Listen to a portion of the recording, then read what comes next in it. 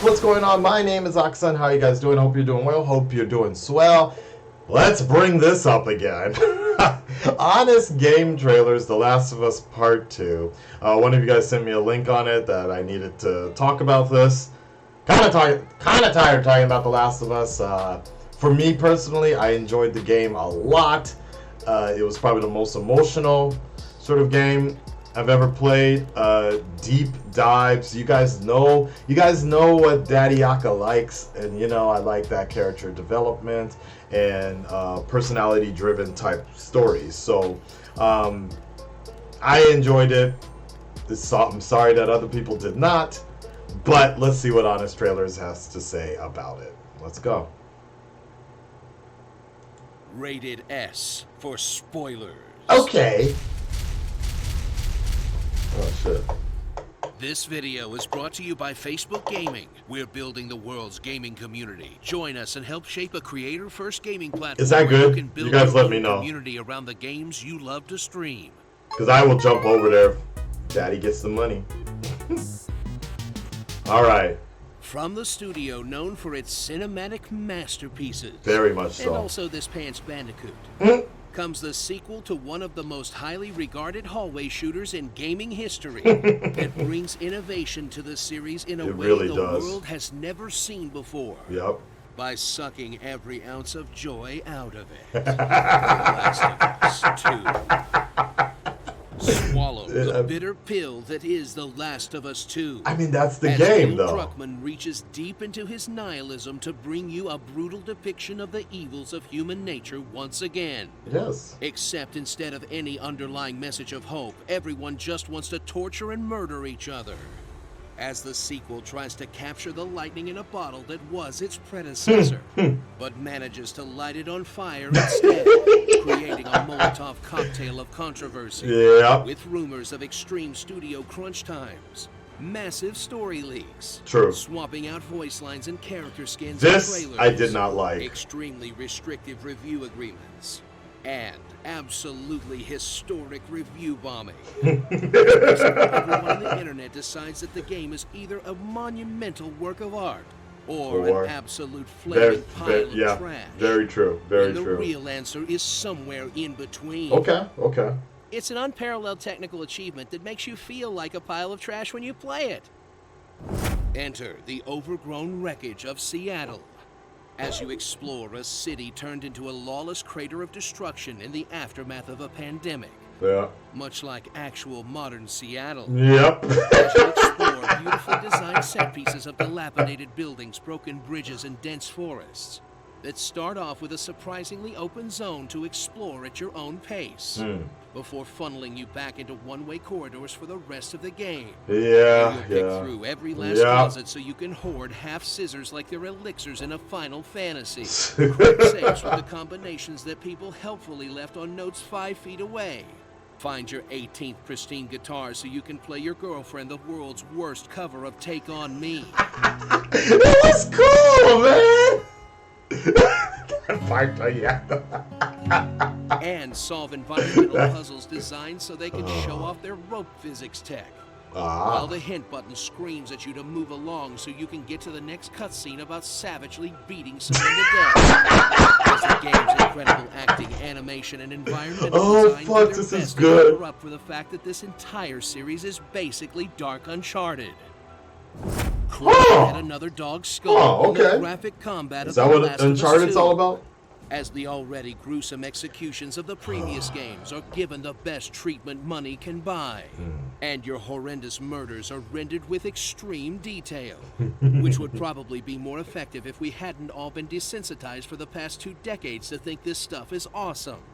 As you angrily MacGyver a variety of guns, bows, and makeshift explosives to smash your enemies in a ball. I'm surprised they haven't talked about Abby yet. With the signature stealth mechanics that will have you peering through walls like you're the f***ing Daredevil. Behind your foes and take them down quietly with your now infinite shiv. Then get immediately spotted because of the 2-minute-long choking animation. And be forced to die-hard your way through the rest of the fight. Fair enough. Mashing the dodge mechanic to duck and weave like a seasoned boxer if they get too close. Until you get caught and watch yourself get butchered like poultry. or get your head mashed in with a hammer, or Yeah, get your oh. face eaten off, Oh. and so on, and So forth. in unforgiving combat whose brutality is pretty satisfying despite its best intentions. And definitely the high point of an otherwise unrelenting slog through terrible circumstances and worse decisions. That will have you saying, "Man, I can't wait till I get back to the part where I shotgun a guy in the face and his friends cry out his name in anguish." I love that part, though. Experience the I full love that. misery of The Last of Us 2's narrative. As the sequel decides Here we the go. tone and characters Here of we the go. previous game just weren't up to par. And kills off one of the first game's main characters within the first couple of hours, setting off a John Wick-style revenge plotline that will have Ellie murdering hundreds in a quest for her father figure's killers. Until you get to the twist, and they have you play as Joel's murderer. Yes. Then expect you to be sympathetic because she decides to not kill some kids, I guess? Which would have had more impact if the game wasn't based on you mowing down literal platoons of people and then torturing them for information. Not to mention the extremely convenient encounters as secondary characters appear out of nowhere, then are taken out just as unceremoniously, that have little to no impact on the story because you never actually gave a about them in the first place. This is true. As The Last of Us 2 desperately This was great, struggles though. to be poignant by making the character you control do dumb and unspeakable over and over again, Fuck. and then tries to make you feel bad for controlling them. All while making the same tired point about revenge being bad that was cliche in biblical times. In a narrative that will leave you feeling as hollow, Didn't care about pointless, it. and nihilistic as the world of The Last of Us 2. True. I mean, at least the protagonist of Spec Ops: The Line had a way out. So shiv that clicker and get ready to feel like shit. In a technical marvel that's the closest that video games have ever come to the Oh, yeah. feeling of reading a great Absolutely. work of literature. Yeah, absolutely. In that it feels important, is occasionally fascinating, but mostly just sucks to get through. If you really want to save $60, just put The Walking Dead and The End of Old Yeller on at the same time. It should give you That's about the fucked same up. experience. No. Starring Oh boy. Ellie Degenerate, Mazel Tov, What? Rhonda Drowsy, Short Round, Hunger, Asia. Excuse me. He's not even. Okay. This is just getting ridiculous. Kill Jill 2, Depression Boogaloo. Oh, You know, the fuck. most unbelievable thing about this game is fuck. trying to make us think that people are going to play the Put- PS3 yeah. apocalypse. We all know that the Game Gear Switch. is the post-apocalypse Oh, what? console of choice. It's a handheld and a brick. Oh, okay. Fair enough. This Fair video enough. is brought to you by Fair Facebook enough. Gaming. We're building the world's gaming community. Oh Join my us and God, help that shape was a good. creator-first gaming platform where Oh you my can God, build I'm your in own tears. community around the Oh my games you God. love to stream. Oh I my find God. your lack of faith Okay. disturbing. Coconuts aren't spices. Oh my. Oh my. Look, a raptor of Finglury, Mugwolafla, Cthulhu, Relay, Wagnaglakal, Fathan. Say what?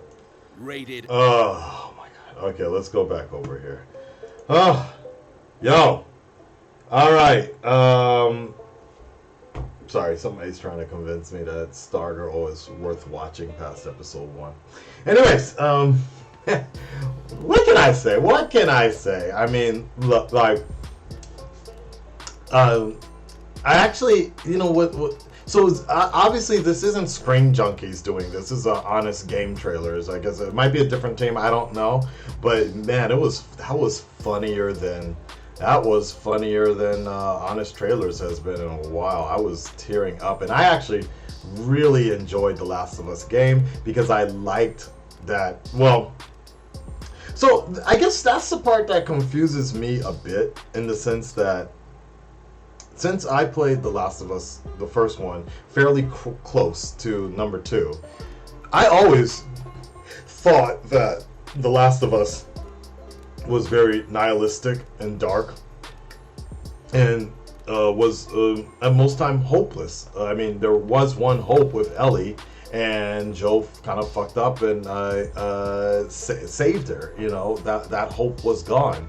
So going into number 2, I always thought that was going to be kind of the thing. I'm like, yo, there's like, this shit is bad everywhere. Jackson is alright, but shit is bad everywhere. And the deeper you go, the more you see just how dark and depraved humanity can really be. What I actually, you know, in some form or fashion, The Last of Us covers the post-apocalyptic world way better than The Walking Dead ever did.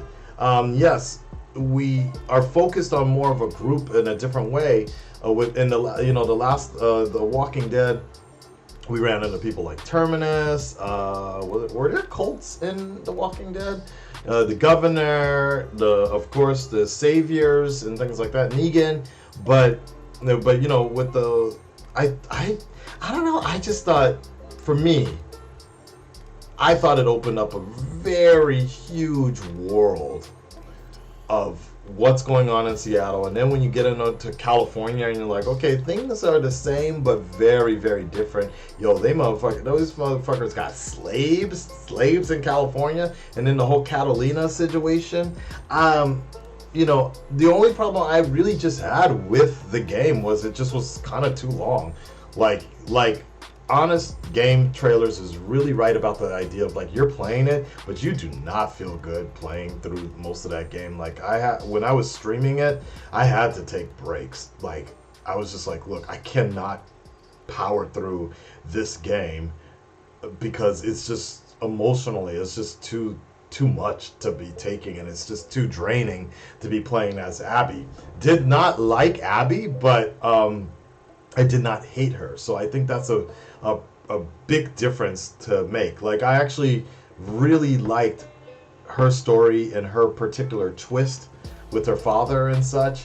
I thought that was great because it really, and I personally really can respect the way the game and the storytelling at first made you want to kill her, Abby, and go after Abby, and you're angry and confused and you're on Ellie's side. But by the time you go through a mile in Abby's shoes, when you get back to that same part of the theater, you're like, damn, I don't know how I feel about this. Like, I don't know if I really want to kill Abby anymore. Or no, I don't know. Why are you making me try to kill Ellie? And then at the end, I'm like, wait, why are you making me trying to kill Abby? I don't want to kill Abby. Just let her go and shit. Like, come on, Ellie. Like, for me, that's just really creative. Like, to be able to play with our emotions as the user, I just feel that's so creative. And, you know, going over to the next game after that, I did Persona 5, but then I went into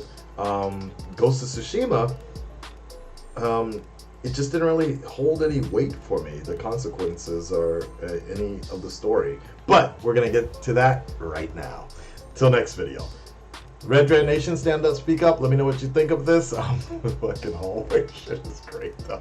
Like, you're fucking Daredevil. And I'm out. Peace.